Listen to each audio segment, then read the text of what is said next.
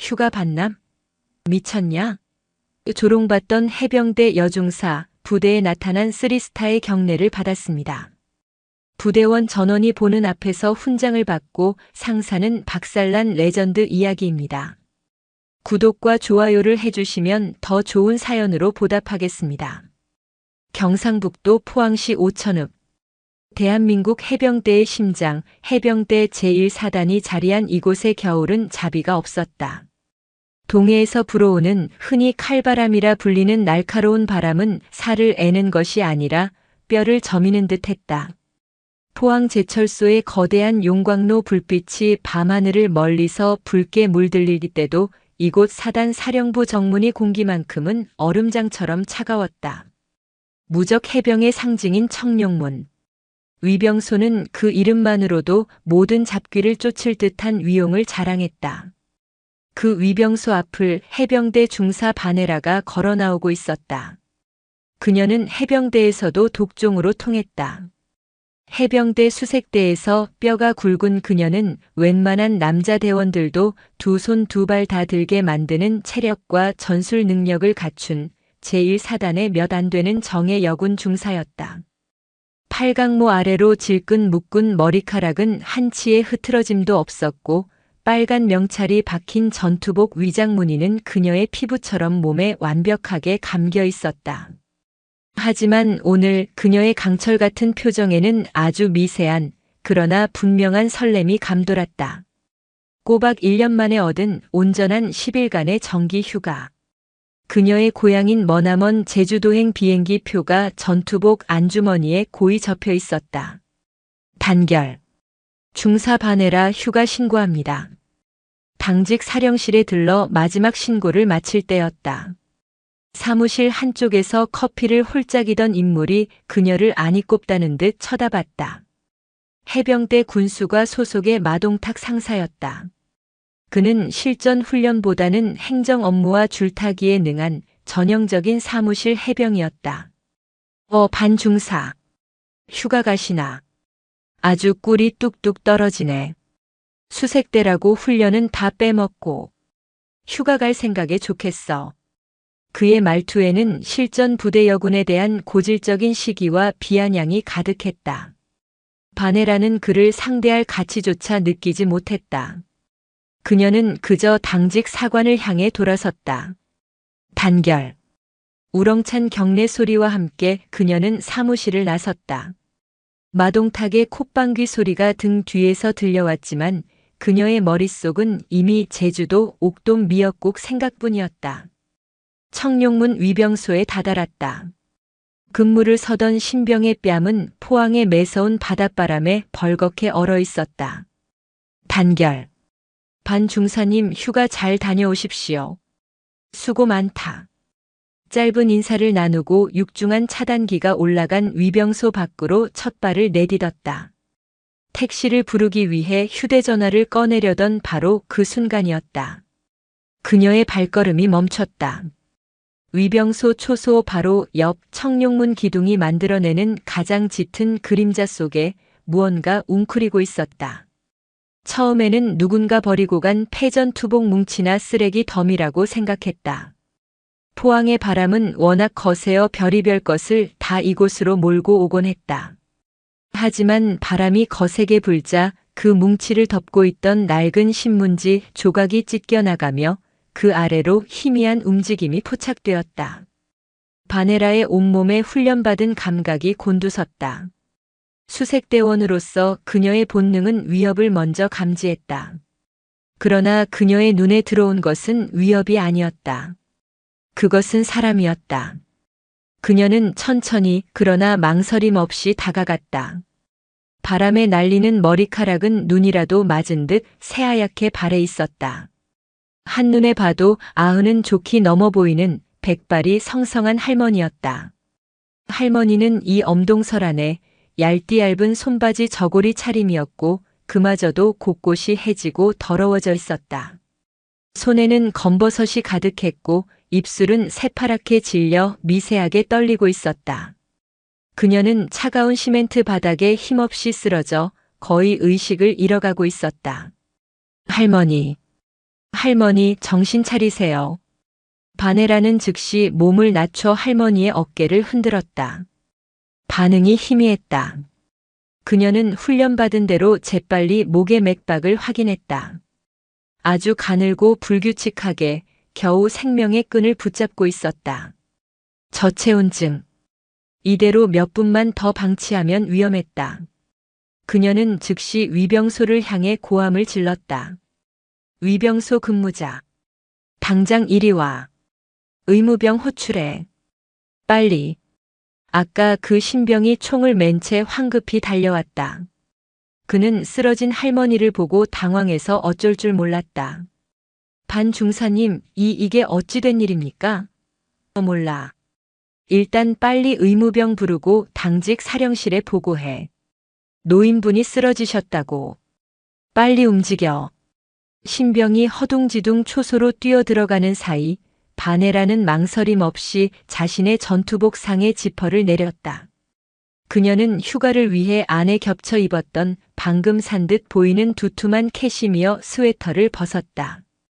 그리고는 자신의 체온이 채 가시지 않은 그 옷을 할머니의 몸 위로 덮고 다시 그 위에 자신의 해병대 야전 상의까지 벗어 이중으로 감쌌다. 차가운 바람이 그녀의 반팔 티셔츠 안으로 파고들었지만 그녀는 눈 하나 깜짝하지 않았다. 시끄럽게 웬 소란이야. 짜증 섞인 목소리와 함께 마동탁 상사가 다시 나타났다. 그는 휴가 복귀자와 업무 협의가 있다며 위병소 근처에 머물고 있던 참이었다.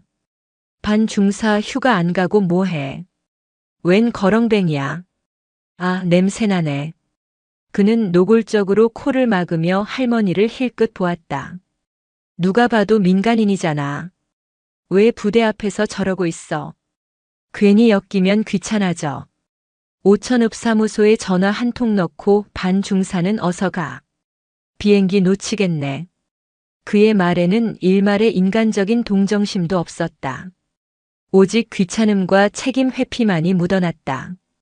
바네라의 눈빛이 순간 불타는 용광로처럼 뜨거워졌다. 마 상사님, 사람이 죽어갑니다. 아니, 그러니까 읍사무소 부르라고. 우리가 왜 신경 써? 부대 밖 민간인을. 지금 당장 조치 안 하면 이분 돌아가십니다.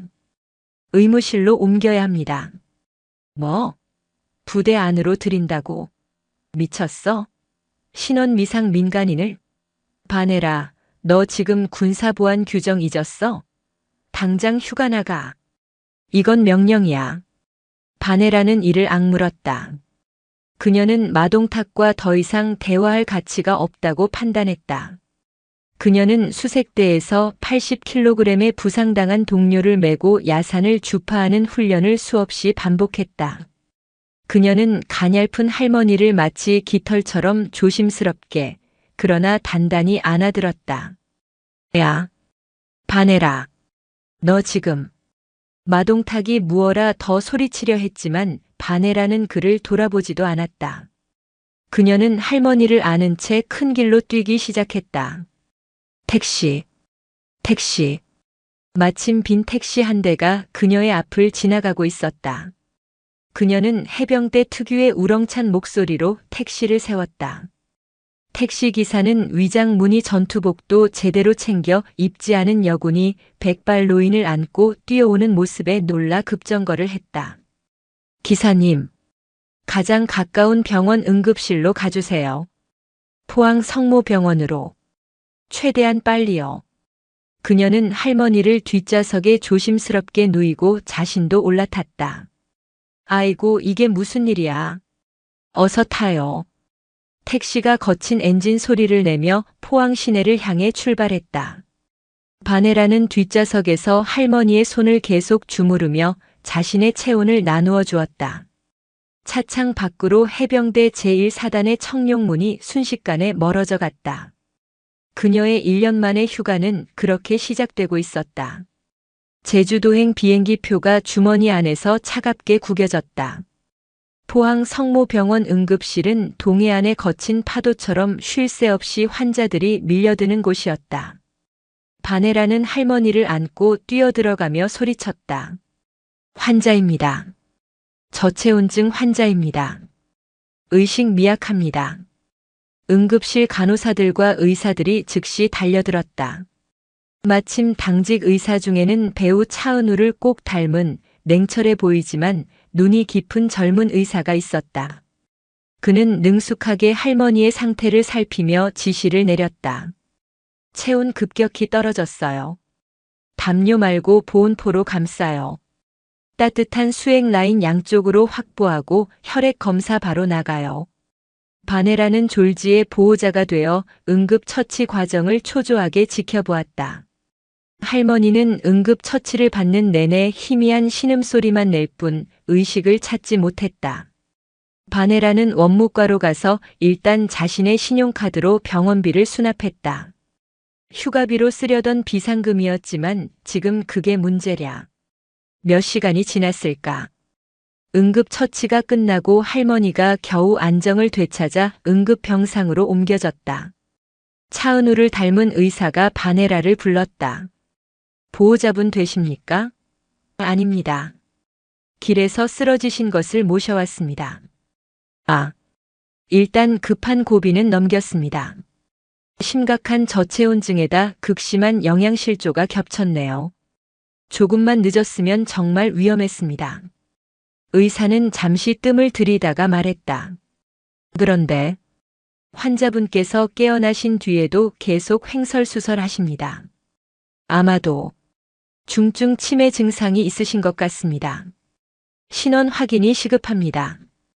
바네라는 무거운 마음으로 할머니가 누워있는 병상 커튼을 젖혔다.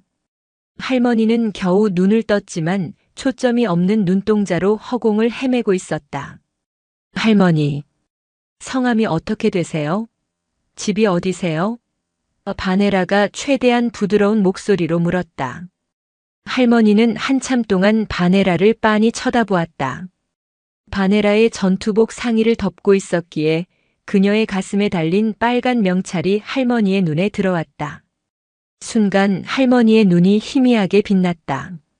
아들, 우리 아들. 할머니는 주름진 손을 뻗어 바네라의 빨간 명찰을 쓰다듬었다. 우리 아들도 그거 달고 있는데. 붉은 거. 할머니 아드님이 해병대이십니까? 해병. 해병. 맞아. 우리 아들 해병이요.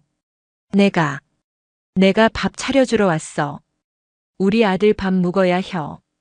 할머니는 바네라를 아들과 관련된 사람으로 착각하고 있었다. 바네라는 가슴 한구석이 아릿해지는 것을 느꼈다. 그녀는 일단 자신의 휴가 계획을 모두 취소했다. 제주도행 비행기 표는 환불 수수료를 물고 취소했다. 고향의 어머니에게는 짧게 전화를 걸었다. 엄마, 나 헤라야. 급한 일이 생겨서 이번 휴가 못 내려갈 것 같아. 미안해. 전화기 너머로 어머니의 실망 가득한 한숨 소리가 들렸지만 바네라는 어쩔 수 없었다. 해병대가 다 그렇지 뭐. 몸 조심해라. 어머니는 짧게 말하고 전화를 끊었다. 바네라는 병원 근처 편의점에서 간단한 세면도구와 속옷 몇 벌 그리고 간병용 물품들을 샀다. 그리고 다시 병실로 돌아왔다. 할머니는 그새 잠이 들었다가 다시 깨어나기를 반복했다. 깨어날 때마다 불안해하며 집을 찾았다. 내가 집에 가야 혀. 우리 아들 밥 차려줘야 혀. 우리 아들. 지금 별 달고 아주 높은 사람이여. 바네라는 그날 밤 병실 간이 침대에 몸을 누였다. 낯선 병원의 소독약 냄새와 기계 소리, 그리고 할머니의 뒤척이는 소리에 잠을 이룰 수 없었다. 그녀는 해병대 지옥주 훈련보다 지금 이 순간이 더 고되게 느껴졌다. 다음 날 바네라의 휴가 첫날이 그렇게 밝았다. 그녀는 아침 일찍 일어나 할머니의 식사를 챙겼다. 병원에서 나온 미음을 할머니는 아이처럼 투정하며 먹지 않으려 했다. 이런 거 말고 고깃국 줘. 우리 아들 좋아하는 전복죽. 할머니, 이거 드셔야 기운 차리세요. 제가 나중에 전복죽 꼭 사드릴게요. 아 하고 드세요. 바네라는 수색대에서 말을 듣지 않는 신병을 다루듯 때로는 단호하게, 때로는 얼으면서 겨우 미움을 먹이는데 성공했다. 식사를 마친 뒤에는 물수건으로 할머니의 얼굴과 손발을 정성스럽게 닦아드렸다. 그녀는 낮 시간을 쪼개 포항 남부경찰서 실종자 센터를 방문했다. 백발의 치매 노인이시고 어제 해병대 1사단 정문 앞에서 발견되었습니다. 성함은 모르시고 아들이 해병대이고 별을 단 높은 사람이라는 말만 반복하십니다. 경찰관은 바네라의 군복 차림을 보고 예의는 차렸지만 난감한 표정이었다. 해병대의 별 단분이야 포항의 한두 분이 아니시지 않습니까? 성함이나 주소 없이는 데이터베이스 조회가 어렵습니다. 일단 저희도 각 지구대에 수배 전단을 돌려보겠습니다만 가족이 나타나지 않으면 시립 요양보호시설로 인계하는 수밖에 없습니다. 바네라는 보호시설이라는 말에 마음이 무거워졌다. 저렇게 아들만 애타게 찾는 분을 연고도 없는 시설에 보낼 수는 없었다. 제가 이틀만 더 모시고 있겠습니다. 일단 제 휴가가 남아있으니 그때까지 어떻게든 가족을 찾아보겠습니다. 병원으로 돌아온 바네라는 할머니 곁을 지켰다. 할머니는 바네라가 곁에 없으면 금방 불안해했다. 아가, 가지 마라. 내 옆에 꼭 있어라. 너도. 붉은 명찰이네. 네, 할머니. 저 여기 있어요. 저도 해병대예요.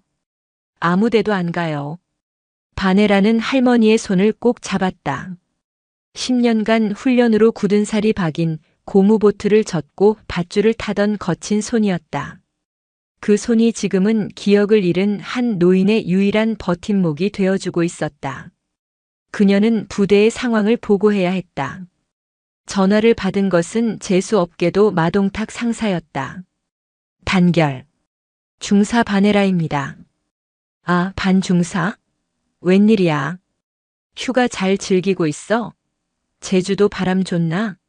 마 상사의 목소리는 여전히 비꼬는 듯 했다. 어제 부대 앞에서 모시고 온 할머니 때문에 보고드립니다. 현재 포항 성모병원에 입원 중이시며 치매 증상으로 신원 확인이 어렵습니다. 가족을 찾는 중입니다. 뭐? 아직도 그거 붙들고 있어? 바네라, 너 지금 내 휴가 이틀을 길바닥 노인네한테 다 태우고 있다는 거야? 제정신이야? 한번 해병은 영원한 해병이라더니 아주 영원한 간병인 나셨네. 쓸데없는 짓에 감정 낭비하지 말고 당장 경찰에 인계하고 내보릴 봐. 사람 목숨이 쓸데없는 짓입니까? 야. 바네라. 너 지금 상급자한테 말대꾸하는 거야? 휴가 복귀하면 보자. 끊어. 전화가 일방적으로 끊겼다. 바네라는 차가운 병원 복도에서 주먹을 꽉 쥐었다. 부대 간부들의 저런 비정한 태도에 환멸이 느껴졌다. 누구나 해병이 될 수 있다면 나는 결코 해병대를 선택하지 않았을 것이다. 그 긍지가 저런 사람들에 의해 더럽혀지는 것 같았다. 그때 병실 안에서 할머니가 맑은 목소리로 노래를 흥얼거리는 소리가 들렸다. 우리 아들. 강산이. 푸른 강산이. 바네라가 황급히 병실로 들어갔다. 할머니. 방금. 뭐라고 하셨어요? 아드님 성함이. 강산이세요? 할머니는 맑은 눈으로 바네라를 보며 웃었다. 그럼. 우리 아들 이름이 이강산이요. 이강산. 온 나라 강산을 다 지키라고. 애비가 그리 지어줬지. 우리 강산이. 이강산. 바네라는 떨리는 손으로 휴대전화를 꺼내 해병대 내부망이 아닌 일반 인터넷 검색창에 해병대 이강산을 검색했다. 그리고 그녀는 자신의 눈을 의심했다. 검색 결과 최상단에 위험 있는 정복을 입은 한 남자의 사진이 떴다. 현 해병대 사령관 중장 이강산. 별을 단 높은 사람 정도가 아니었다. 대한민국 8만 해병대의 최정점. 3스타. 해병대 사령관이었다. 바네라의 심장이 발밑까지 떨어지는 것 같았다. 해병대 사령관, 이강산 중장. 농담이 아니었다. 별을 단 높은 사람이라는 할머니의 말이 치매 노인의 과대망상이 아니라 문자 그대로의 사실이었던 것이다. 그녀는 떨리는 손으로 관련 기사들을 닥치는 대로 읽어내려갔다. 이강산 해병대 사령관 효심 지극. 노모 직접 봉양 사령관 모친 치매 초기 증세로 공관에서 정성껏 모셔. 모든 조각이 맞춰졌다. 그런데 어떻게? 해병대 사령부 본부가 있는 경기도 화성 발안에서 사령관의 어머니가 어떻게 이 머나먼 포항 제1사단 정문 앞까지 흘러들어와 쓰러져 있었단 말인가. 바네라의 머릿속이 수색 작전 지도를 그리듯 빠르게 회전했다. 그녀는 다시 병실로 들어가 잠시 맑은 정신을 유지하고 있는 할머니에게 물었다. 할머니, 포항에는 어떻게 오셨어요? 아드님, 이강산 사령관님은 지금 화성에 계시잖아요. 아니요. 우리 아들. 여기 왔어. 나 데리고 왔어. 네. 여기에. 포항에요? 응. 어제. 아주 큰 쇠날개 헬리콥터 타고. 나 데리고 여기 왔어. 사람들이 전부 우리 아들한테 절을 하더구먼. 내가. 잠깐 바람 쐬러 나왔다가. 그만. 할머니의 눈이 다시 흐려지기 시작했다. 길을 잃었어. 우리 아들. 밥 차려줘야 하는데. 바네라는 모든 것을 깨달았다. 요청 사항에 적힌 그대로였다. 사령관이 잠시 모시고 부대에 왔다가 사라졌다. 이강산 사령관이 어제 모종의 이유로 아마도 1사단 방문이나 훈련 참관 노모를 잠시 동반하여 포항 기지에 왔던 것이다. 치매 증세가 있는 어머니를 잠시 관사나 지휘관실에 모셨는데 잠깐 한눈을 판 사이에 할머니가 아들을 찾아 나선다거나 밥을 차려준다는 일념으로 혼자 밖으로 나왔고 기지 밖으로 빠져나갔다가 결국 정문 앞에서 저체온증으로 쓰러지신 것이다. 이것은 보통 심각한 일이 아니었다.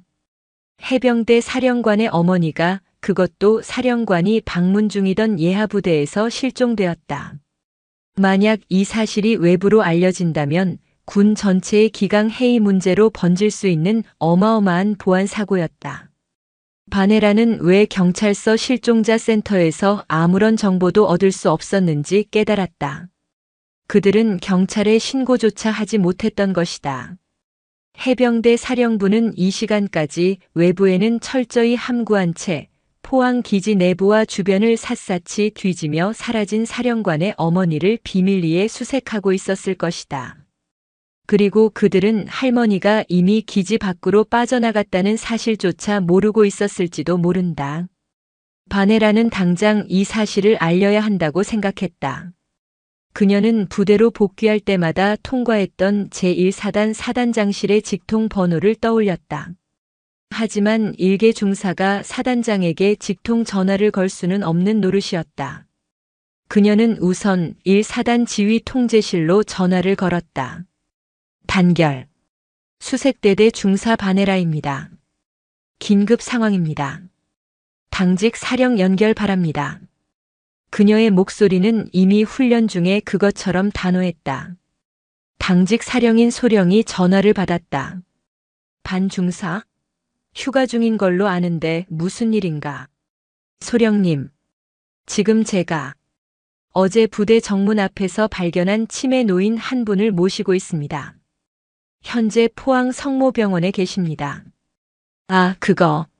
마 상사한테 보고받았네. 민간인 일에 쓸데없이 휴가 쓰지 말고 경찰에 인계하라고. 소령님, 바네라가 말을 잘랐다. 그 할머니 신원이 확인됐습니다. 해병대 사령관님, 이강산 중장님 모친이십니다. 수화기 너머로 컵이 바닥에 떨어져 깨지는 듯한 날카로운 소리가 들렸다. 뭐라고 했나 반중사. 자네 지금 어제 사령관님께서 1사단 방문 시 모시고 왔다가 실종되신 것으로 추정됩니다. 할머니께서 직접 증언하셨습니다. 성함은 이강산 쇠날개를 타고 이곳에 왔다고 하셨습니다. 당직 사령은 몇 초간 아무 말도 하지 못했다. 그는 공포에 질린 목소리로 간신히 대답했다. 반중사. 자네. 그 자리에 꼼짝 말고 있어. 병원 이름이 뭐라고? 포항 성모병원 응급병동입니다. 알았다. 내가 당장 사단장님께, 아니 사령부 비서실로 직보하겠다. 절대 그 자리에서 벗어나지 마. 그리고 그 사실 아무에게도 발설하지 마. 알겠나? 단결. 전화를 끊고 바네라는 지난 이틀간의 피로가 한꺼번에 몰려오는 것을 느꼈다. 그녀는 차가운 병원 복도 벽에 등을 기댔다. 자신의 휴가 이틀. 그 이틀이 해병대 전체를 뒤흔들 수도 있었던 거대한 보안 사고를 막아낸 시간이었다는 것을 깨달았다. 20분이 채 지나지 않았을까? 병원 복도 저편에서 전투화 발자국 소리가 아닌 잘 닦인 구두 발자국 소리가 요란하게 울렸다. 포항 성모병원 응급실로 말끔한 정장을 입은 배우 이병헌을 연상시키는 날카로운 인상의 사내 대여섯 명이 들이닥쳤다. 그들은 해병대 사령부에서 급파된 헌병대 수사관과 사령관 비서실의 수행원들이었다. 그들은 병원 측의 신분을 밝히고 순식간에 할머니가 있는 병상 주변을 통제했다. 그리고 그들 중 가장 높아 보이는 한 남자가 바네라에게 다가왔다. 바네라 중사님이십니까? 사령관님 비서실장입니다. 그는 바네라의 피곤에 절은 모습과 그녀가 할머니를 위해 샀던 간병 물품들을 힐끗 보더니 깊이 고개를 숙였다. 정말 감사합니다.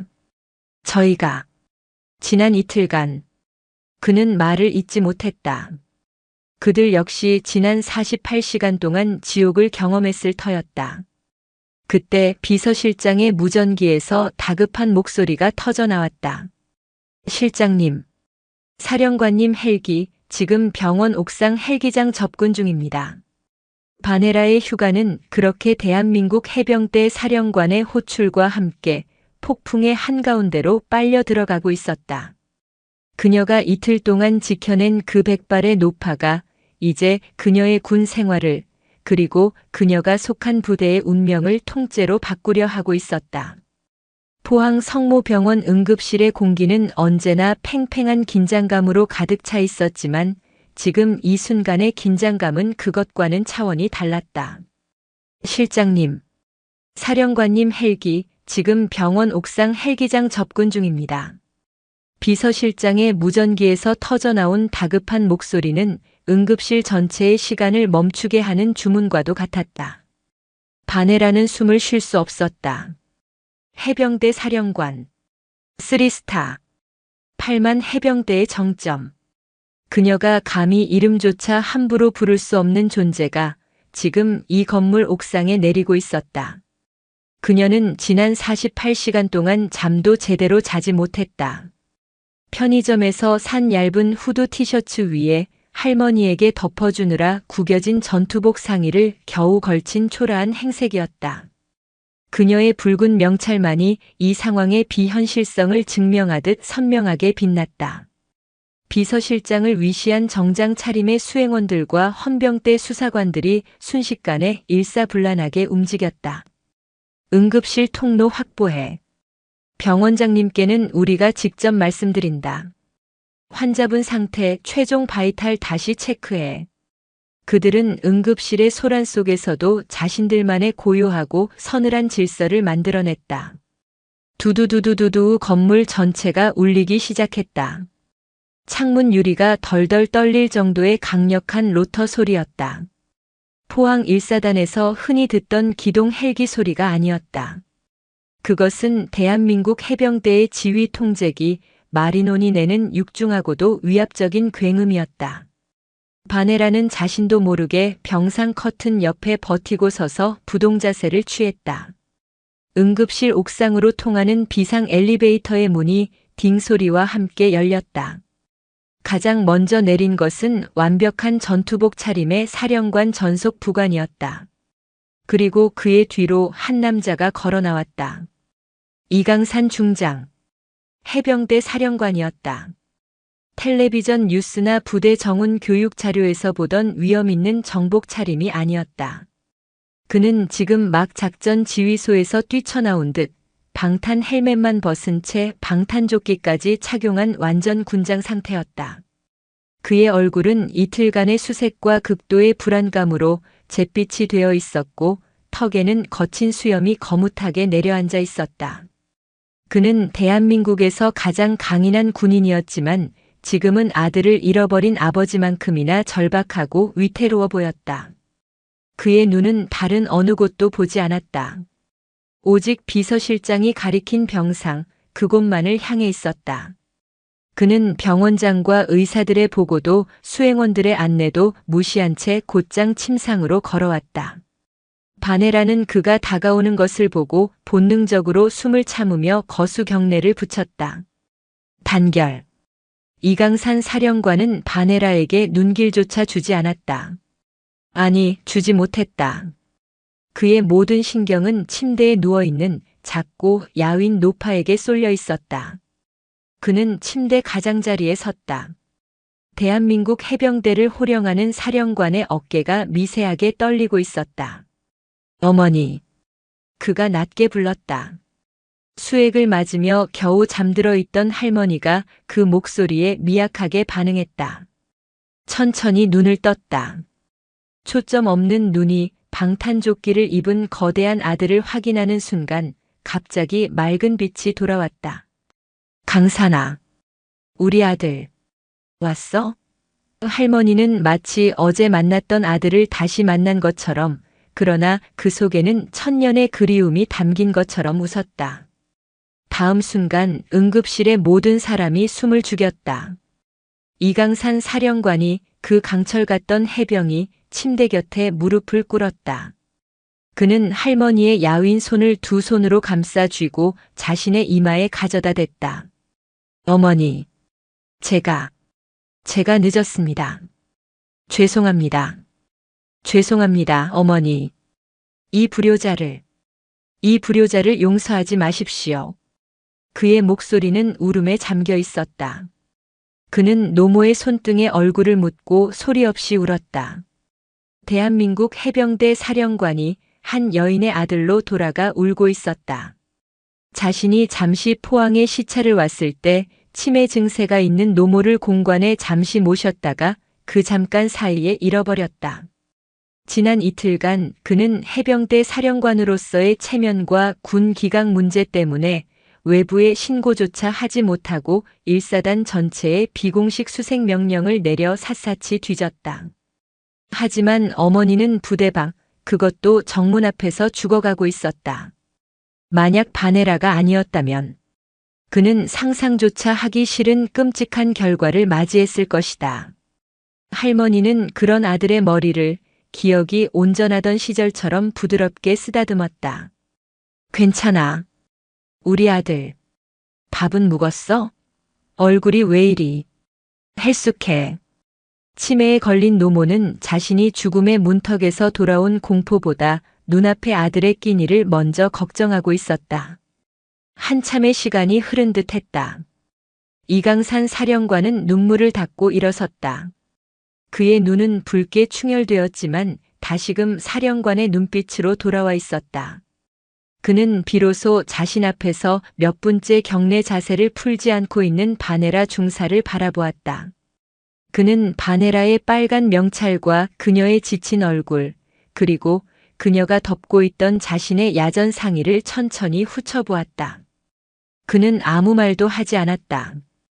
그저 바네라를 향해 허리를 꼿꼿이 편 채 완벽한 각도로 거수 경례를 붙였다. 해병대 사령관이 일개 중사에게 군대의 계급을 떠나 한 아들이 자신의 어머니를 구해준 은인을 향해 바치는, 그리고 한 선배 해병이 진정한 해병의 정신을 실천한 후배 해병에게 바치는 가장 깊은 경이었다. 바네라는 온몸에 전율이 흘렀다. 그녀는 차마 경례를 풀지 못하고 그저 그 경례를 받아내고 있었다. 바네라 중사. 네. 중사 바네라. 고맙네. 정말. 고맙네. 자네가 내 어머니를 구했고 나를 구했으며 대한민국 해병대의 명예를 지켰네. 그때 뒤늦게 연락을 받고 달려온 병원장과 의사들이 사령관 주위로 몰려들었다. 사령관님. 환자분 상태는? 사령관은 손을 들어 그들을 제지했다. 함께 온 비서실장, 배우 이병헌을 닮은 듯한 냉철한 인상의 김소령이 바네라에게 다가왔다. 바네라 중사님. 저는 사령관님 비서실의 김소령입니다. 늦은 시간까지 정말 고생 많으셨습니다. 반 중사님의 휴가. 전부 이렇게 되신 것 사령관님께서 매우 송구스럽게 생각하십니다.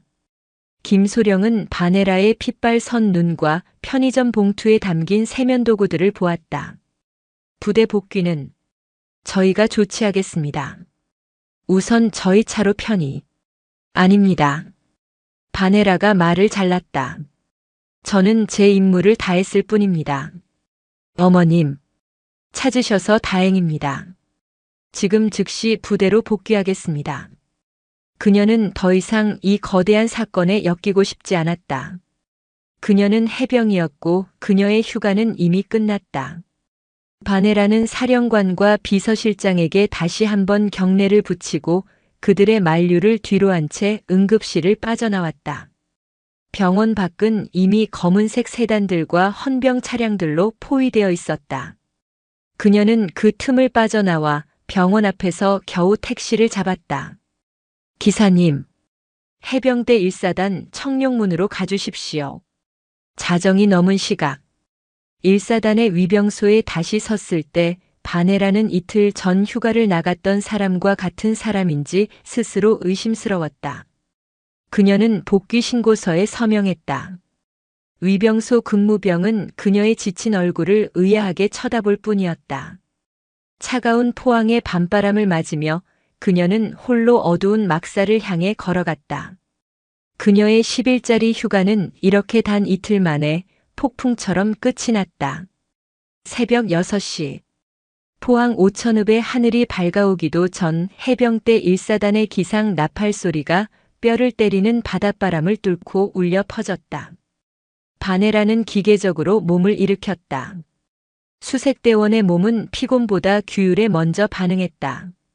지난 이틀간 병원 간이침대에서 쪽잠을 잔 몸은 젖은 솜처럼 무거웠지만 그녀의 정신은 오히려 날카롭게 벼려져 있었다. 전투복으로 갈아입고 빨간 명찰을 다시 부착했다.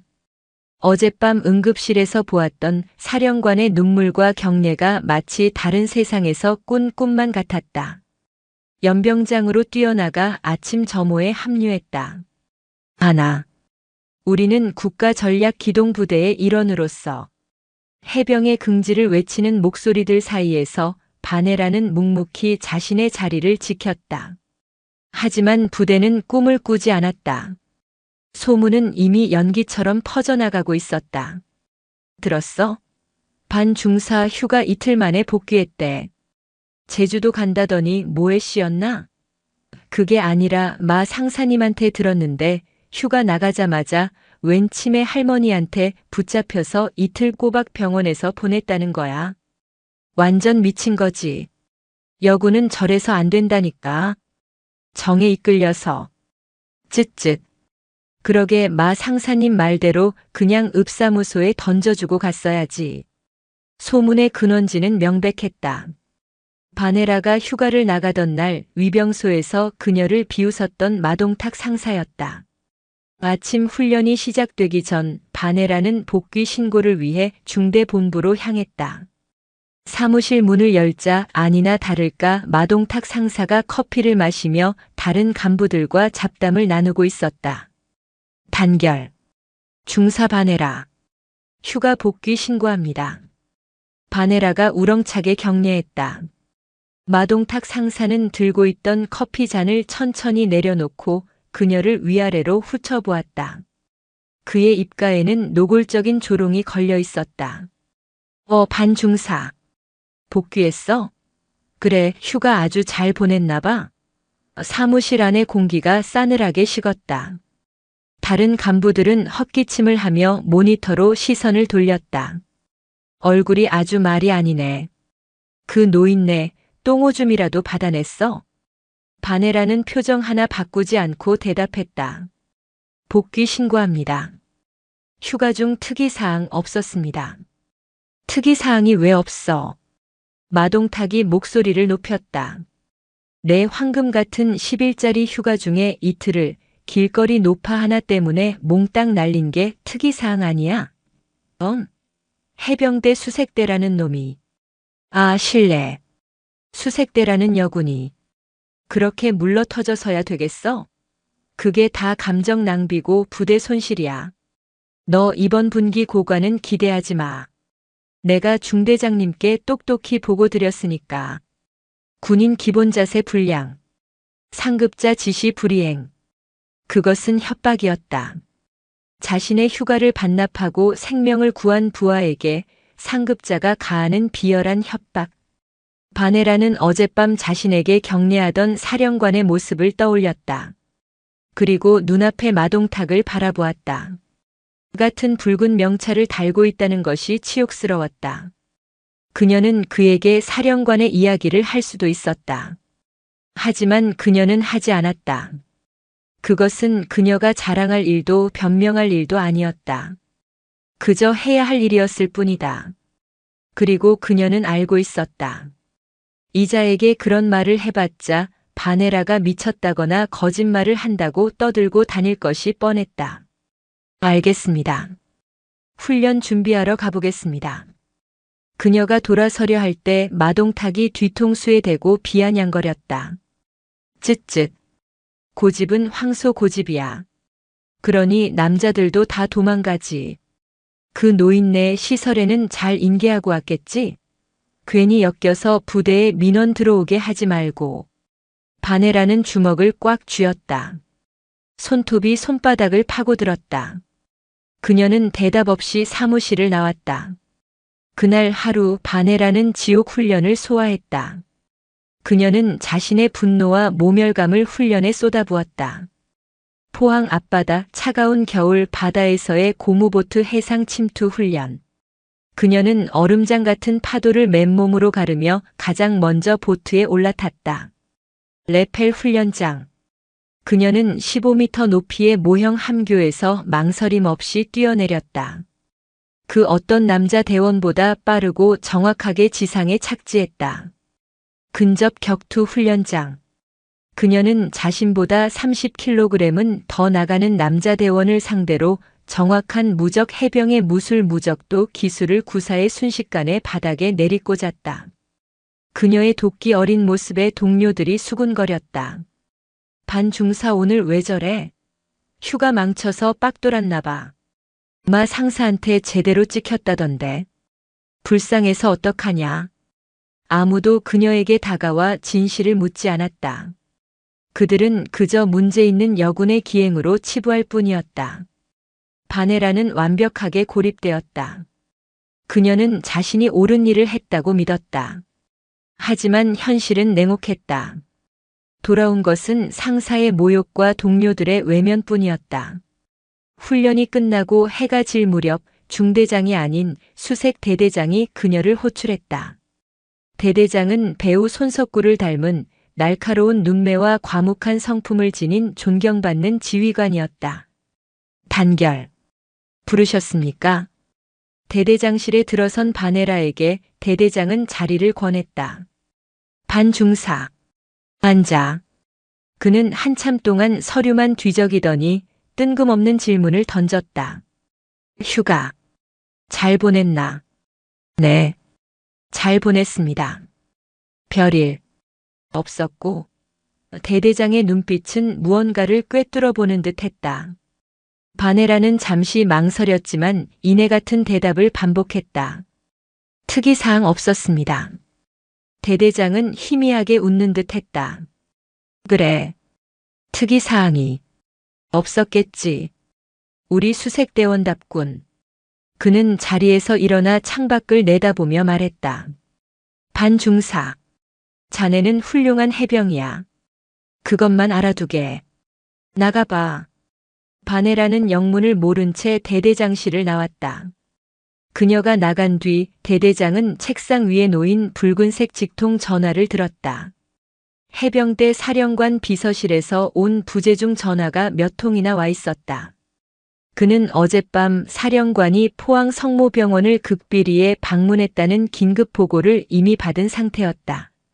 네. 수색 대대장입니다. 아닙니다.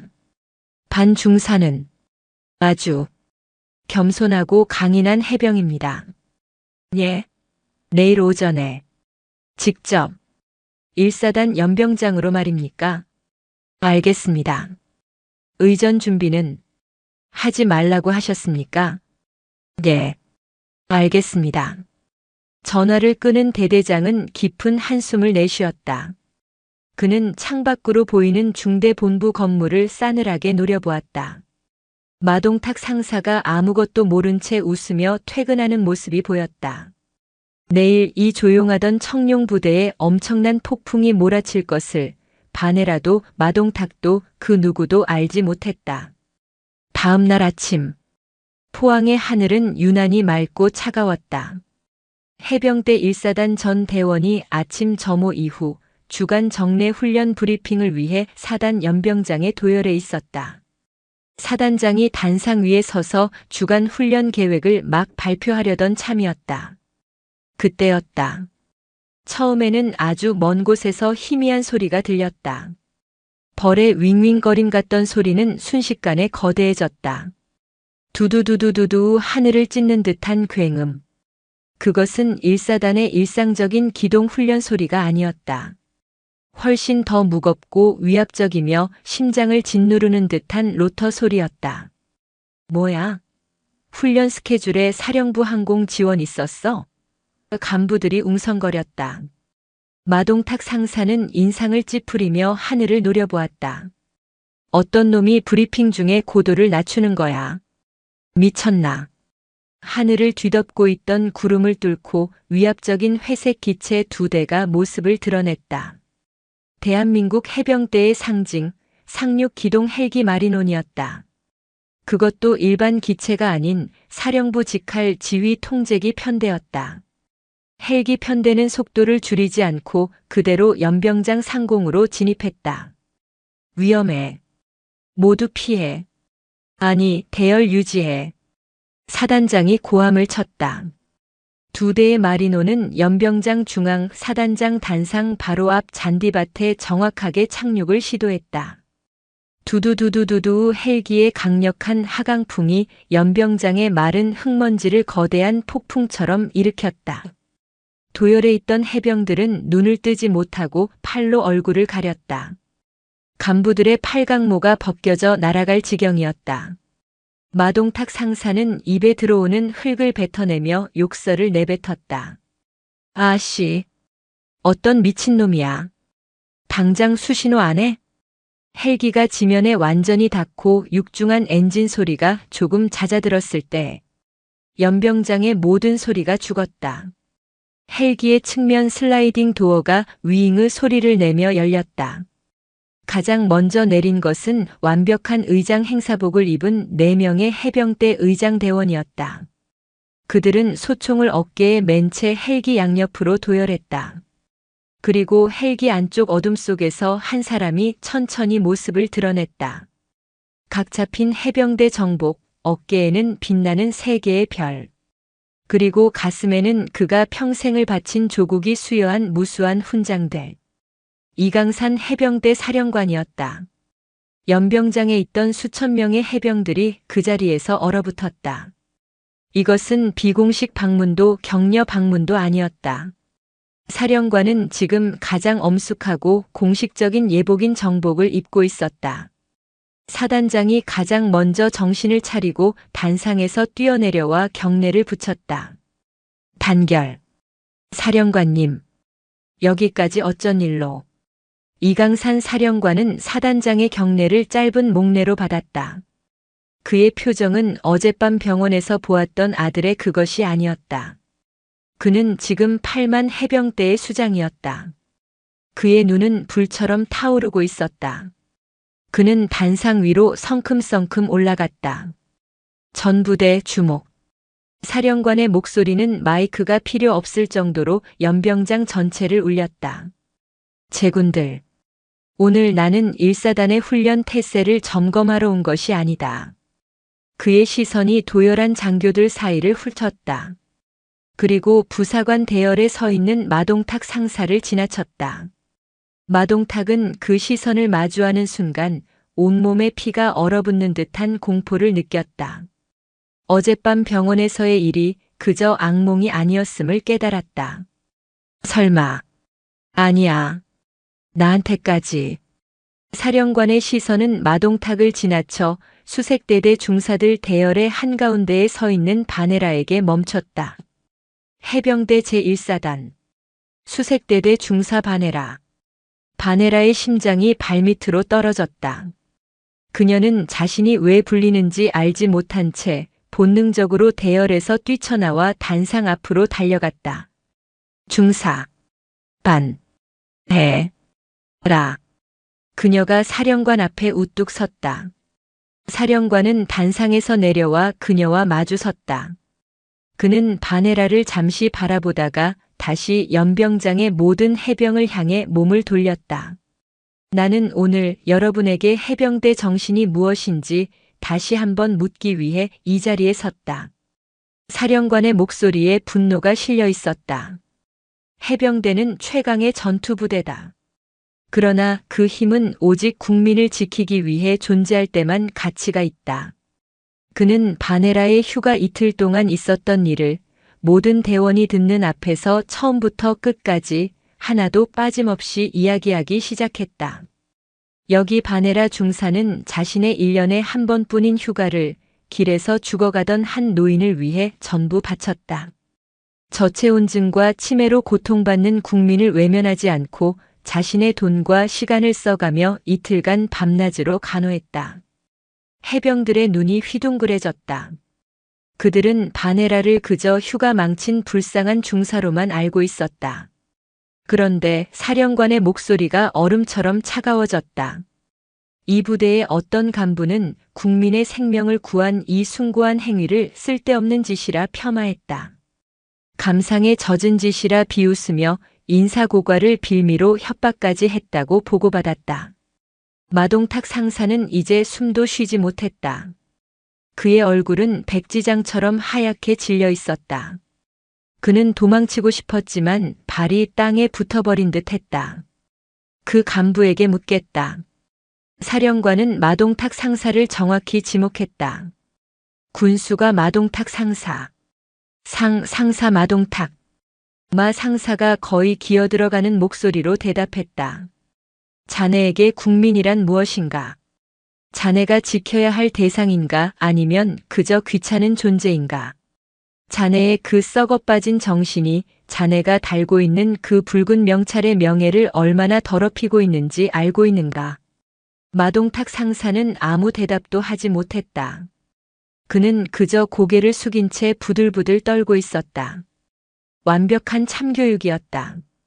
사령관은 그를 더 이상 쳐다보지도 않았다. 그는 다시 바네라를 돌아보았다. 제군들. 반 중사가 구한 그 노인이 누구의 어머니인지는 중요하지 않다. 그분은 이 나라의 국민이었고 해병의 보호를 받아야 할 약자였다. 그는 잠시 숨을 골랐다. 그의 목소리가 미세하게 떨렸다. 하지만 오늘만큼은 사실을 밝히겠다. 그대들이 쓸데없는 노파라고 무시할 뻔했던 그분은 사령관은 바네라를 바라보았다. 바로 이 해병대 사령관의 어머니다. 연병장은 충격으로 정지했다. 모든 해병들의 입이 벌어졌다. 마동탁 상사는 그 자리에 주저앉을 뻔했다. 바네라는 그제야 사령관이 왜 이 자리에 왔는지 깨달았다. 사령관과 함께 온 의장대원이 붉은색 벨벳 상자를 들고 앞으로 나섰다. 사령관이 그 상자를 받아 열었다. 그 안에는 대한민국 군인에게 주어지는 가장 영예로운 훈장 중 하나가 빛나고 있었다. 바네라 중사. 중사 바네라. 그대는 국민을 위한 군대라는 우리 해병대의 존재 이유를 몸소 증명했다. 그대는 1사단의 명예를, 아니, 대한민국 해병대 전체의 명예를 지켜냈다. 이강산 사령관은 상자에서 훈장을 꺼내 바네라의 왼쪽 가슴, 그녀의 붉은 명찰 바로 위에 직접 달아주었다. 대한민국 해병대 사령관 이강산 중장은 바네라 중사의 투철한 해병 정신과 숭고한 희생 정신을 기련 보국 훈장 천수장을 수여한다. 바네라의 눈에서 뜨거운 눈물이 쏟아졌다. 이것은 그녀의 휴가를 보상받기 위함이 아니었다. 지난 이틀간의 고됨 그리고 어제 하루 동안 겪었던 모욕과 외로움. 그 모든 것을 알아주는 단 한 사람이 지금 그녀의 눈앞에 서 있었다. 그녀는 눈물범벅이 된 얼굴로 그녀의 군 생활 중 가장 크고 우렁찬 목소리로 경례했다. 단결. 사령관은 그녀의 어깨를 두드려 주었다. 그리고는 넋이 나간 마동탁 상사를 향해 마지막 한마디를 던졌다. 마 상사, 자네는 오늘부로 보직 해임이다. 사단장은 즉시 저자를 감찰하고 그 결과를 나에게 직보하도록. 해병의 붉은 명찰을 달 자격이 없는 자는 당장 이 자리에서 끌어내라. 사령관은 더 이상 머무르지 않았다. 그는 다시 마리논에 탑승했다. 헬기는 거대한 바람을 다시 한번 일으키며 수직으로 이륙했고 순식간에 맑은 포항 하늘 속으로 사라졌다. 연병장에는 정적만이 감돌았다. 모든 해병들의 시선이 한 곳에 쏠렸다. 홀로 서 있는 바네라 중사. 그리고 그녀의 가슴에서 아침 햇살을 받아 눈부시게 빛나는 숭고한 훈장이었다. 검은 갈매기를 닮은 해병대 지휘 헬기 마리논 편대가 포항의 하늘 속으로 완전히 사라졌다.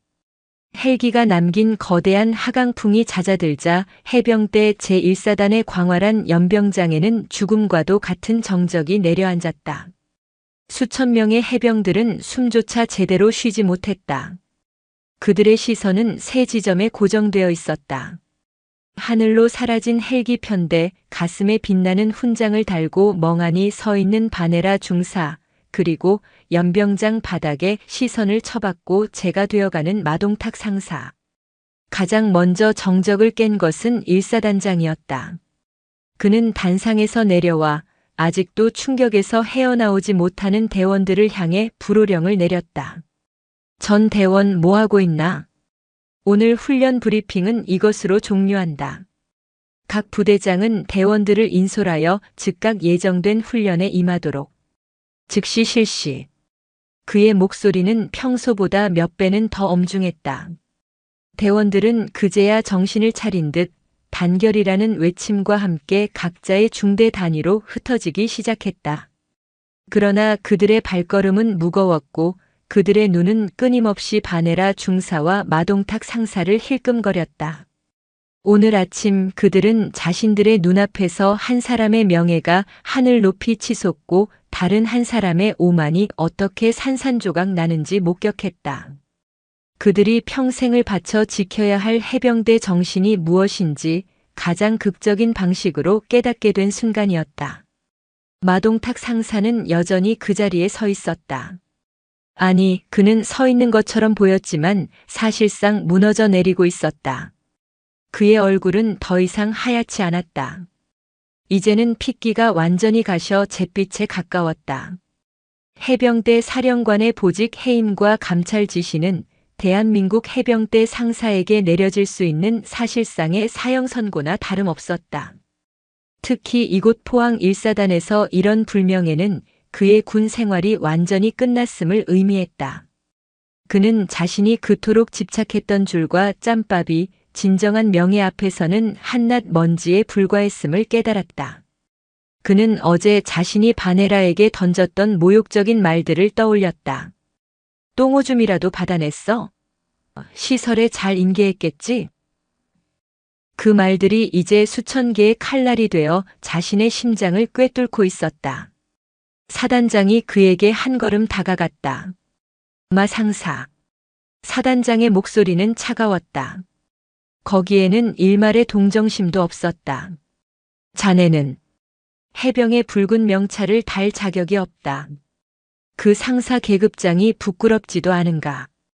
어떻게 부하의 숭고한 행동을, 국민을 구한 그 명예로운 일을 그렇게 짓밟을 수 있나. 사단장님, 저는 그게 마동탁 상사는 변명을 하려 했지만 그의 목소리는 갈라져 나오지 않았다. 변명은 헌병대 감찰실 가서 해. 주임 원사. 예, 사단장님. 사단 주임 원사가 대열에서 나와 우렁차게 대답했다. 당장 저자의 무장을 해제하고 헌병대에 인계해. 사령관님 직속 감찰관이 내려오기 전에 기본 조사를 마치도록. 알겠습니다. 주임 원사와 헌병대 간부 2명이 마동탁 상사에게 다가갔다. 그들은 말없이 그의 허리에 찬 권총집을 풀고 팔각모를 벗겼다. 그것은 그가 더 이상 일사단의 일원이 아님을 선포하는 의식과도 같았다. 마동탁 상사는 저항하지 못했다. 그는 넋이 나간 사람처럼 두 헌병에게 이끌려 연병장을 가로질러 끌려갔다. 훈련을 위해 이동하던 모든 해병들이 그 치욕적인 퇴장을 말없이 지켜보았다. 그가 평소에 그렇게 무시하고 괴롭혔던 후배 부사관들은 그를 향해 일말의 동정도 보내지 않았다. 이제 연병장에는 사단장과 각급 지휘관들, 그리고 바네라 중사만이 남아있었다. 바네라가 속한 수색 대대장 손석구를 닮았던 그 과묵한 지휘관이 그녀에게 다가왔다. 그는 어제와는 전혀 다른 깊은 존경심이 담긴 눈으로 그녀를 바라보았다. 그리고 그녀의 가슴에 달린 천수 훈장을 바라보았다. 보국 훈장. 그것도 천수장은 웬만한 장군들도 평생 한번 만져보기 힘든 영예였다. 반중사. 네, 대대장님. 정말 미안하네. 대대장이 깊이 고개를 숙였다. 자네가 그런 부당한 대우를 받는 동안 지휘관으로서 제대로 살피지 못했어. 어제 자네를 불렀을 때 솔직히 물었어야 했는데 자네의 그 특이사항 없음이라는 대답 뒤에 이런 엄청난 일이 숨겨져 있을 줄은 몰랐네. 아니, 짐작했으면서도 모른 척했는지도 모르지. 나 역시 마 상사와 같은 오만한 간부는 아니었는지 반성하게 되네. 바네라는 아무 말도 할 수 없었다. 반중사, 자네는 우리 수색대대의 자랑이다. 아니, 일사단의 자랑이고 해병대의 자랑이야. 대대장은 그녀의 어깨를 두드리며 말했다. 사령관님께서 직접 명하신 일이다. 오늘은 모든 훈련에서 열외하도록. 관사에 가서 푹 쉬게. 이건 명령이야. 하지만 훈련이. 하지만이라니. 지금 자네 가슴에 달린 게 뭔지 보이나. 그건 휴가 전부를 반납하고 얻은 명예야. 자네가 쉬지 않는다면 그 훈장의 의미가 퇴색되는 걸세. 그리고 대대장은 미소를 지었다. 자네가 날린 그 열흘 휴가 내가 20배로 갚아주겠네. 사단장님께 따로 건의해서 특별 포상 휴가 30장을 올려놓았으니 언제든 쓰게. 지금이라도 당장 제주도 다녀오게. 바네라는 그제야 긴장이 풀리는 것을 느꼈다. 그녀는 다시 한번 눈물이 핑 도는 것을 참고 경례를 붙였다. 단결. 감사합니다. 연병장을 떠나 관사로 돌아가는 길은 어제와는 완전히 달랐다. 그녀가 지나가는 길목마다 훈련 준비를 하던 해병들이 하던 일을 멈추고 그녀를 바라보았다. 마치 홍해의 물이 갈라지듯 그녀를 중심으로 길이 열렸다. 그들의 눈에는 더 이상 휴가 망친 불쌍한 여군이라는 동정이나 유난 떠는 여군이라는 비아냥이 없었다. 오직 한 가지 감정만이 남아 있었다. 경외. 자신들과 같은 붉은 명찰을 달고 있지만 자신들이 감히 실천하지 못한 위대한 일을 해낸 동료에 대한 순수한 존경심이었다. 어제까지 그녀를 비웃고 험담하던 몇몇 간부들은 그녀와 눈이 마주치자 화들짝 놀라며 고개를 숙였다. 바네라는 그들의 시선을 애써 외면하며 묵묵히 걸었다. 그녀는 영웅 대접을 받고 싶지 않았다. 그녀는 관사에 도착하자마자 문을 잠갔다. 그리고 전투복 상의를 벗어 의자에 걸었다. 포항의 아침 햇살이 창문을 통해 들어와 전투복 가슴에 달린 훈장을 비췄다. 그녀는 훈장을 조심스럽게 만져보았다. 차갑지만 묵직한 금속의 감촉. 그것은 그녀가 지난 이틀간 느꼈던 모든 피로와 서러움, 그리고 오늘 아침 마 상사에게 받았던 모욕까지도 모두 씻어내는 듯한 무게였다.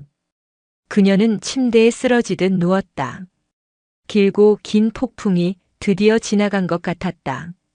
바네라가 관사에서 깊은 잠에 빠져든 사이 해병대 제1사단은 그야말로 발칵 뒤집혔다. 마동탁 상사는 즉각 헌병대에 인계되어 조사를 받기 시작했다. 그의 보직 해임과 사령관 직속 감찰 소식은 부대 내부 전산망을 통해 순식간에 퍼져나갔다. 그리고 바네라 중사의 이야기도 함께였다. 들었어? 그 할머니가 해병대 사령관님 어머니셨대. 뭐? 진짜야? 그럼 반 중사가 사령관님 어머니를 구한 거네. 미쳤다. 그런데 마 상사는 그것도 모르고 반 중사한테 인사고과 가지고 협박을 한 거라고. 와, 간도 크지. 사령관님 어머니 구한 부한테. 쯧쯧, 저건 군 생활 끝난 정도가 아니라 그냥 인생이 끝난 거네. 식당, 휴게실, 훈련장, 사무실, 부대 내의 모든 공간에서 바네라의 이름이 오르내렸다. 어제까지만 해도 그녀를 동정하거나 혹은 은근히 무시했던 시선들은 하룻밤 사이에 경이로움과 두려움이 뒤섞인 존경으로 변해 있었다. 그녀는 이제 단순한 반중사가 아니었다. 사령관에게 직접 훈장을 받은 수색대 여군, 마동탁 상사를 날려버린 진짜 해병으로 불렸다. 바네라는 다음 날 아침 푹 자고 일어나 다시 일상으로 복귀했다. 훈련 여루의 명령을 받았지만 그녀는 관사에 틀어박혀 있는 것이 오히려 더 불편했다. 그녀는 전투복을 입고 아침 식사를 위해 식당으로 향했다. 그녀가 식당에 들어서는 순간 수백 명의 해병들이 식사를 하던 식당 내부가 순간 쨍하고 얼어붙었다. 모든 숟가락질이 멈췄다. 모든 대화가 끊겼다. 모든 시선이 그녀에게 향했다. 바네라는 당황했지만 애써 태연하게 식판을 들고 배식을 받았다. 그녀가 자리를 잡기 위해 두리번거리자 여기저기서 그녀를 위해 자리를 비워주려는 어색한 움직임들이 보였다. 그녀는 평소처럼 구석 자리에 앉아 밥을 먹기 시작했다. 그때 한 동료 중사가 조심스럽게 그녀의 맞은편에 앉았다. 그는 평소 마동탁 상사와 친하게 지내며 바네라를 은근히 따돌리던 무리 중 하나였다.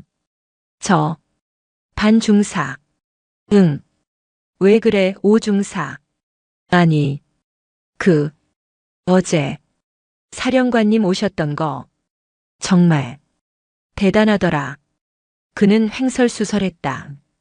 그리고, 미안하다. 솔직히 반 중사가 휴가 날리고 왔다고 했을 때 속으로 좀 비웃었거든. 마 상사 말만 듣고 여군이 정에 약해서 일 그르친다고 그렇게 생각했어. 정말 미안하다. 그가 고개를 숙였다. 바네라는 숟가락을 내려놓고 그를 바라보았다. 오 중사. 고개 들어. 난 괜찮아. 아니, 안 괜찮을 거야. 우리가 얼마나. 중요한 건 내가 비웃음 당한 게 아니야. 우리가 해병이라는 사실을 잊지 않는 거지. 만약 그 할머니가 사령관님 어머니가 아니었다면 그래도 나는 똑같이 했을 거야. 그리고 자네도 그랬어야 해. 그게 붉은 명찰의 무게야. 그녀의 말에 오중사는 얼굴이 새빨개졌다. 맞아. 내 말이 맞아. 부끄럽다. 정말로. 그의 진심 어린 사과에 바네라는 비로소 희미하게 웃었다. 됐다. 밥 먹자. 오늘 수색 훈련 빡세다는데 든든하게 먹어야지. 그제야 식당의 얼음이 깨지기 시작했다. 사람들은 다시 식사를 시작했지만 분위기는 전과 확연히 달랐다. 빨간 명찰이 오늘따라 유난히 무겁고 또 유난히 자랑스럽게 느껴지는 아침이었다. 그 파문은 부대 밖으로도 퍼져나갔다. 해병대 사령부 정훈 공보실은 이 사건을 그냥 넘기지 않았다. 물론 사령관의 어머니라는 사실은 가족의 사생활 보호와 군 보안을 위해 철저히 함구되었다. 하지만 해병대 수색대 여군, 휴가 반납하고 길 잃은 치매 노인 구해, 사령관, 포항 1사단 직접 방문해 보국 훈장 수여라는 제목의 보도자료가 배포되었다. 그날 저녁 9시 뉴스에 바네라의 이야기가 나왔다. 바네라는 관사 휴게실에서 동료들과 함께 텔레비전을 보고 있었다. 앵커는 감동적인 목소리로 그녀의 선행을 소개했다. 자료 화면으로는 해병대 1사단 대원들이 훈련하는 모습과 마리논 헬기가 착륙하는 모습 멀리서 찍은 영상, 그리고 바네라의 이름과 계급이 자막으로 처리되어 나갔다. 어이, 바네라. 너 텔레비전 나온다. 동료들이 환호성을 질렀다. 바네라는 얼굴이 화끈거려 손으로 얼굴을 가렸다. 그 순간 그녀의 주머니에서 휴대전화가 미친 듯이 울렸다. 발신자는 우리 엄마였다. 그녀는 휴게실을 빠져나와 차가운 복도에서 전화를 받았다. 엄마. 헤라야. 우리 딸. 너 맞나? 방금 뉴스에 포항 해병대 바네라 중사라는데. 어머니의 목소리는 흥분과 걱정으로 심하게 떨리고 있었다. 제주도 사투리가 다급하게 튀어나왔다. 바네라는 그제야 어머니에게 제대로 설명하지 못했던 것이 떠올랐다. 엄마. 그게 맞아. 나야. 아이고 내 새끼. 이게 무슨 일이랜. 휴가 못 온다고 해서 엄마는 그냥 부대에 무슨 큰일이라도 난 줄 알고 옥돔 미역국 끓여놓고. 전화기 너머로 어머니가 울음을 터뜨리는 소리가 들렸다. 할머니를 구했다고. 이틀 동안 병원에서. 아이고 우리 딸. 장하다. 장해. 그 고생을 혼자 다 했나. 밥은 묵고 한 거냐? 바네라의 눈시울도 뜨거워졌다. 엄마. 나 괜찮아. 그냥 할머니가 너무 안쓰러워서 그랬어. 별일 아니야. 별일이 아니긴. 나라에서 훈장까지 줬다는데. 아이고. 우리 헤라. 엄마는 내가 해병대 간다고 할 때 그 험한 데 가서 여자애가 고생만 할까봐 얼마나 마음 졸였는지 모른다. 근데 이렇게 장한 일도 하고. 아이고 잘했다. 우리 딸. 정말 잘했다. 어머니는 한참 동안 잘했다는 말만 되풀이하며 울었다. 바네라는 차가운 복도에 기대어 어머니의 울음소리를 묵묵히 들었다. 마동탁 상사의 모욕도 동료들의 수군거림도 그 어떤 것도 그녀를 위로하지 못했다. 하지만 지금 수화기 너머에서 들려오는 어머니의 이 서툰 칭찬과 눈물이 그녀의 모든 수고를 보상해주고 있었다. 엄마. 울지 마. 나 다음 휴가. 금방 나갈게. 대대장님이 30장이나 주셨어. 그때 가서 엄마 옥돔 미역국 배 터지게 먹을게. 됐다. 다 필요 없다. 너만 건강하면 된다. 우리 장한 해병대 딸. 전화를 끊고 난 뒤 바네라는 차가운 포항의 밤하늘을 올려다보았다. 그녀의 가슴 속에서 무언가 따뜻하고 단단한 것이 차오르는 것을 느꼈다. 뉴스가 나간 지 이틀이 지났다. 부대는 다시 일상으로 돌아가는 듯 했다. 바네라 역시 훈장 받은 중사라는 수식어를 잠시 잊고 다시 해병대 수색대의 혹독한 훈련에 매진했다. 대테러 훈련장에서 모의 인질극 진압 훈련을 막 끝내고 땀으로 범벅이 되었을 때 주임 원사가 그녀를 급히 찾았다. 반 중사. 사단장님이 찾으신다. 지금 당장. 네. 대대장님이 아니고요. 아니, 사단장님께서 직접. 어서 가보게. 바네라는 땀도 닦지 못한 채 사단장실로 달려갔다.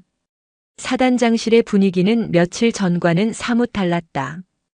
1사단장 투스타은 아주 귀한 손님을 맞는 사람처럼 안절부절 못하며 그녀를 맞았다. 반중사. 어서 와. 앉아. 아니, 서 있는 게 편한가? 아닙니다. 무슨 일이십니까? 사단장은 책상 위에 놓인 아주 고급스러운 재질의 흰색 봉투를 그녀에게 내밀었다. 군용 봉투가 아니었다. 겉에는 아무것도 쓰여 있지 않았지만 해병대 사령관을 상징하는 금박 문양이 희미하게 찍혀 있었다. 이게 뭡니까? 열어보게. 바네라가 조심스럽게 봉투를 열었다. 안에는 두툼한 카드 한 장이 들어 있었다. 손으로 직접 쓴 힘있으면서도 해병대 지휘관 특유의 강인함이 느껴지는 글씨체였다. 바네라 중사에게. 나 이강산입니다. 해병대 사령관의 예를 떠나 한 사람의 아들로서 반 중사에게 정식으로 감사를 표하고 싶습니다. 어머니께서 반 중사를 많이 찾으십니다. 붉은 명찰 막내딸이 보고 싶다고 매일같이 말씀하십니다. 병원에서 반 중사가 사주겠다던 전복죽을 꼭 같이 먹고 싶어 하십니다. 혹시 폐가 되지 않는다면 이번 주말 화성에 있는 해병대 사령관 공관으로 저녁 식사에 초대해도 되겠습니까? 어머니께서 반 중사가 꼭 와주었으면 하고 바라십니다. 부디 무거운 마음은 내려놓고 그저 아들을 보러 온 어머니의 막내딸로서 편히 와주길 바랍니다. 이강산 올림. 바네라는 카드를 든 채 굳어버렸다. 해병대 사령관에 저녁 식사 초대. 그것도 화성 공관으로. 이것은 1사단 방문과는 차원이 다른 일이었다. 군 최고 지휘관 중 한 명이 일개 중사를 사적인 자리에 초대한 것이었다. 사단장님, 저는 이걸 받을 수 없습니다. 제가 어떻게 감히. 반중사. 사단장이 그녀의 말을 막았다. 이건 해병대 사령관의 초대가 아닐세. 이건 아들 이강산이 어머니의 은인에게 보내는 초대야. 그리고 내 생각엔 어머니께서 반중사를 봐야 심리적으로 안정이 되실 것 같네.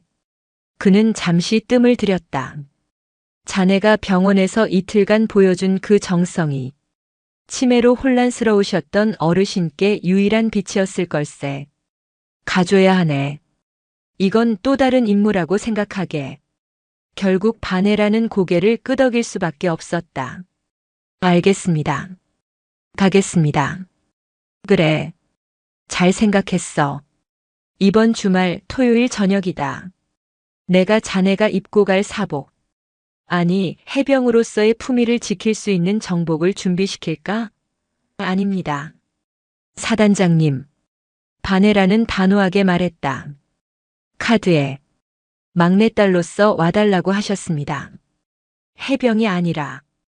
그녀는 자신이 가진 옷 중에 가장 단정하고 깨끗한 그러나 평범한 스웨터와 바지를 입고 가기로 결심했다. 토요일 저녁. 바네라는 휴가를 받아 포항을 떠났다. 이번에는 택시가 아니었다. 1사단장 지시로 사단에서 가장 좋은 검은색 지휘 차량이 배정되었다. 운전병에게는 목적지를 절대 발설하지 말라는 엄명이 내려졌다.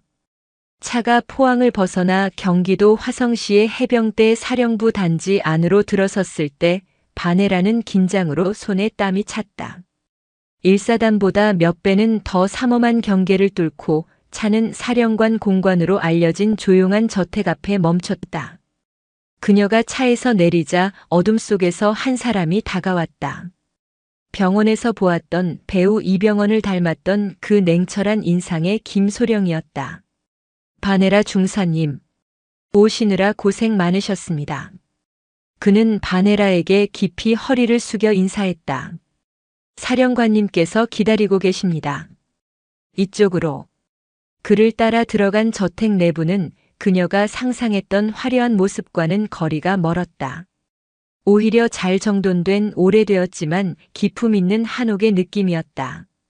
따뜻한 조명과 은은한 나무 향기가 긴장을 풀어주었다. 그리고 거실에서 한 남자가 그녀를 기다리고 있었다. 이강산 사령관이었다. 그는 훈장을 수여하던 날의 위험 있는 정복도 병원에서 만났던 절박한 모습도 아니었다.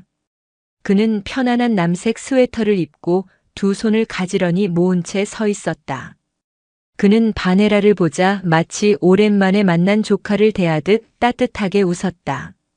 반중사. 어서 와요. 정말 와주었구려. 고맙네. 그는 악수를 청했다. 바네라가 얼떨결에 손을 내밀자 그가 두 손으로 그녀의 손을 꽉 잡았다. 어머니는 주방에서 반중사 온다고. 계속 들락거리신다네. 그가 바네라를 안쪽 식당으로 안내했다. 식탁에는 화려한 진수성찬 대신 따뜻한 김이 모락모락 나는 한식들이 정갈하게 차려져 있었다. 그리고 그곳에 할머니가 앉아 있었다. 병원에서 보았던 야위고 초췌한 모습이 아니었다. 깨끗하게 빗어 넘긴 백발, 고운 한복을 차려입은 할머니는 비록 얼굴에 주름은 가득했지만 아주 온화하고 기품 있는 모습이었다. 할머니는 바네라를 보자마자 환하게 웃었다. 왔어. 우리 막내. 이번에는 치매로 인한 혼란이 아니었다. 그녀는 모든 것을 기억하고 있었다. 할머니.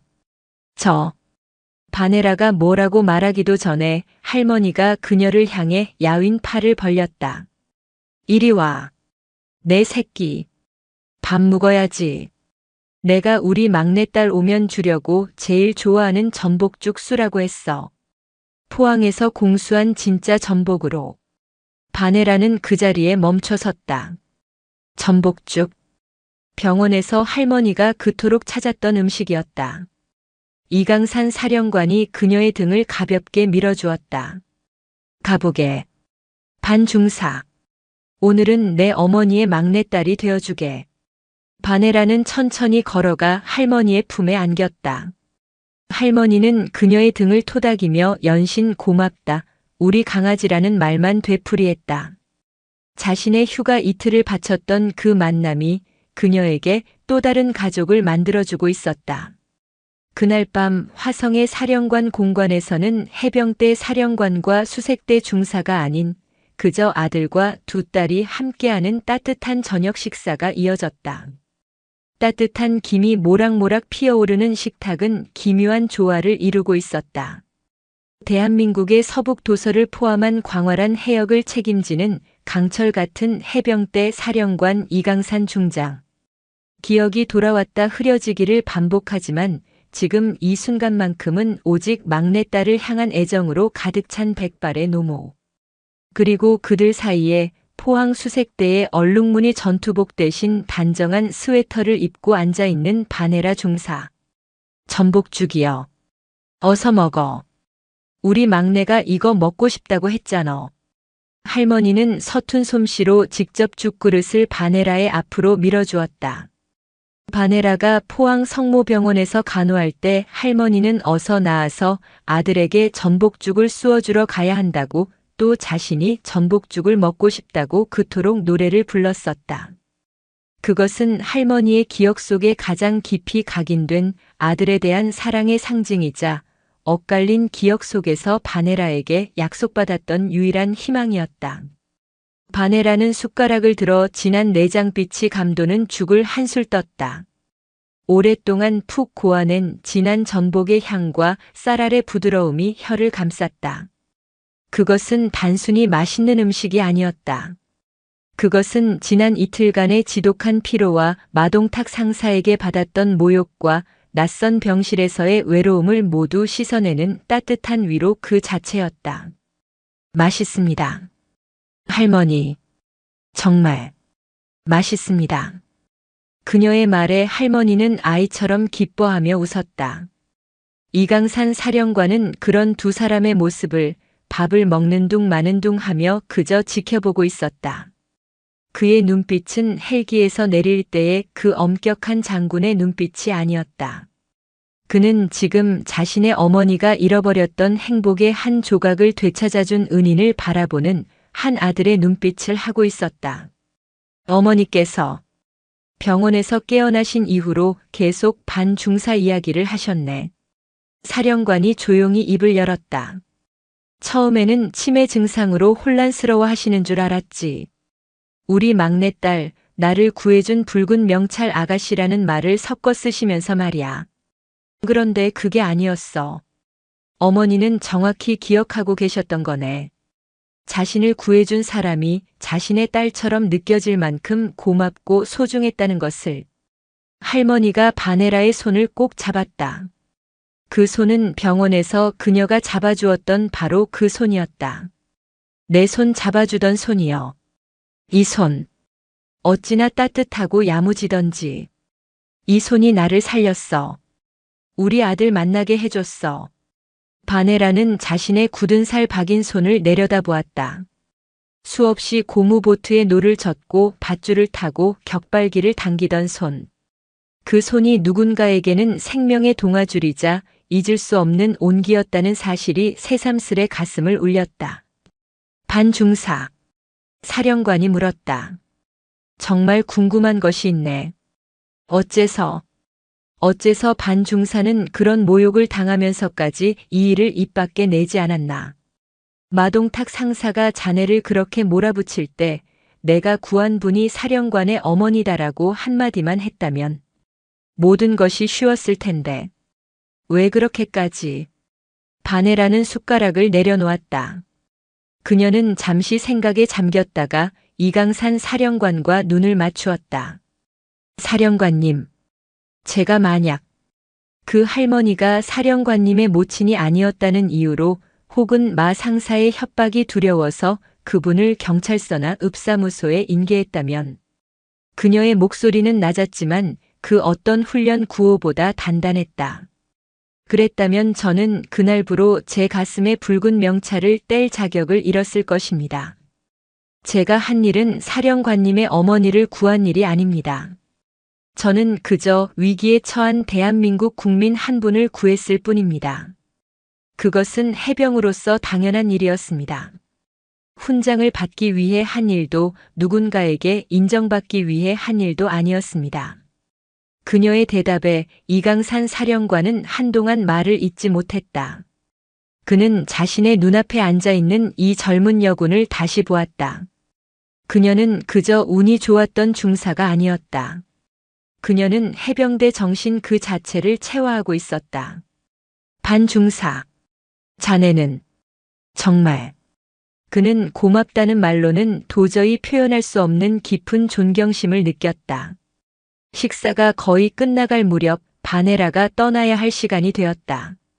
그녀가 현관에서 인사를 하려 할 때 할머니가 종종 걸음으로 방에서 무언가를 들고 나왔다. 작고 손때가 묻어 반질반질해진 붉은색 비단 복주머니였다. 막내야.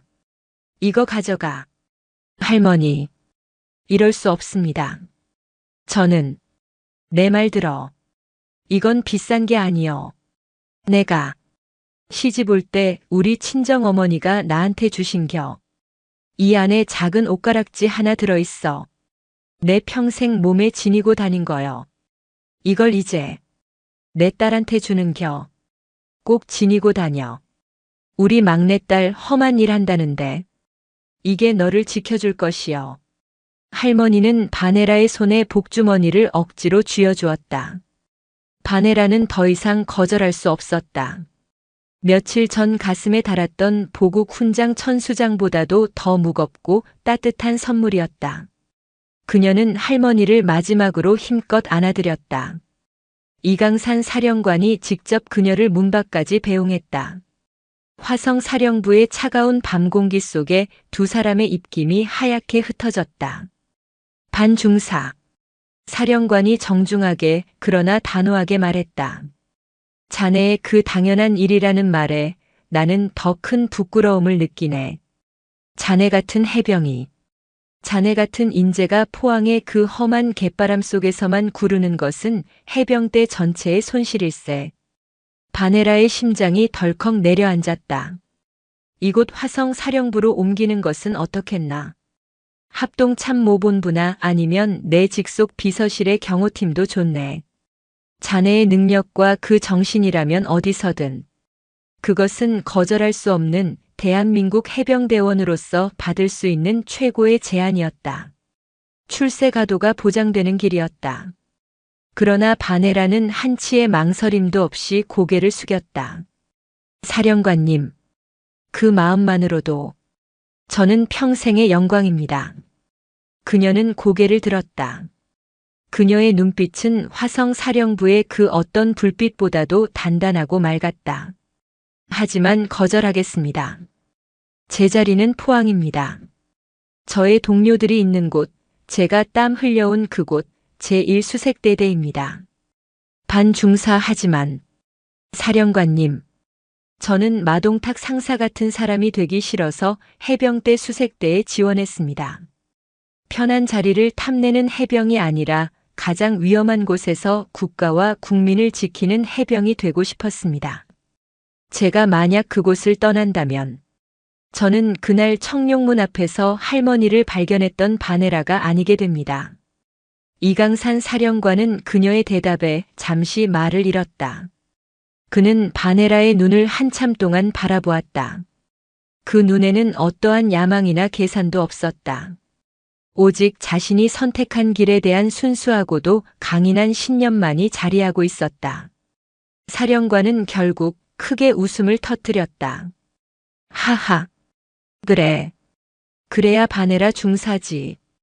그래야 내가 아는 귀신 잡는 해병의 후예답지. 그는 실망한 기색이 아니었다. 오히려 자신이 찾던 진정한 해병의 모습을 확인했다는 데에 대한 깊은 기쁨이 묻어나왔다. 알겠네. 반중사의 뜻을 존중하겠네. 하지만 이것 하나만 약속하게. 무슨 일이든 부당한 일을 겪거나 도움이 필요하면 언제든 나를 아들로서 찾게. 이건 사령관의 명령이 아니라 내 어머니 막내딸의 오빠로서 하는 부탁일세. 단결. 명심하겠습니다. 바네라는 마지막으로 거수 경례를 붙였다. 이강산 사령관 역시 그녀에게 똑같이 예를 갖추어 경례를 돌려주었다. 다시 포항 제1사단으로 돌아오는 길, 바네라는 차창 밖으로 스쳐 지나가는 어두운 풍경을 바라보았다. 그녀의 한 손에는 차가운 보국 훈장이 아닌 할머니의 체온이 남은 듯한 작은 붉은 복주머니가 쥐어져 있었다. 며칠이 지났다. 해병대 1사단은 다시 혹독한 동계 훈련에 돌입했다. 마동탁 상사는 불명예스럽게 징계위원회에 회부되었고 이후 서해 최북단 외딴섬의 격오지 부대로 전출되었다는 소식이 들려왔다. 그가 떠난 자리는 새로운 합리적인 지휘관으로 채워졌다. 부대의 분위기는 눈에 띄게 달라졌다. 더 이상 부당한 위계 질서나 오만한 태도는 용납되지 않았다. 바네라 중사 사건은 모든 해병에게 살아있는 교훈이 되었다. 진정한 강함은 후임을 짓밟는 오만이 아니라 국민을 향한 숭고한 희생정신에서 나온다는 것을. 훈련은 그 어느 때보다 격렬했다. 적 해안 침투 훈련. 반중사 선두조를 이끌고 오리발로 칠흑 같은 바다를 건너 저편 고지를 탈환한다. 실시. 단결. 선두조 전원 나를 따르라. 입수 준비. 바네라는 얼음장 같은 겨울 바다에 가장 먼저 뛰어들었다. 차가운 바닷물이 전투복을 뚫고 들어왔지만 그녀의 심장은 뜨겁게 타오르고 있었다. 그녀는 더 이상 유난 떠는 여군이 아니었다. 그녀는 1사단 수색대대의 정신 그 자체였다. 차가운 파도가 그녀의 뺨을 때렸다. 그녀는 수경을 고쳤었다. 그녀의 가슴 속에는 이제 두 가지가 함께 빛나고 있었다. 하나는 국가가 인정한 명예의 훈장, 그리고 또 하나는 한 생명을 구하며 얻은 따뜻한 복주머니의 온기였다. 그녀는 비로소 자신이 가슴에 단 붉은 명찰의 진정한 무게를 깨달았다. 그것은 국민의 생명 그 자체였다. 바네라는 더 힘차게 오리발을 저어 어둠 속의 조국 해안을 향해 나아갔다. 오늘도 요지경 사연을 잘 들어주셔서 감사합니다.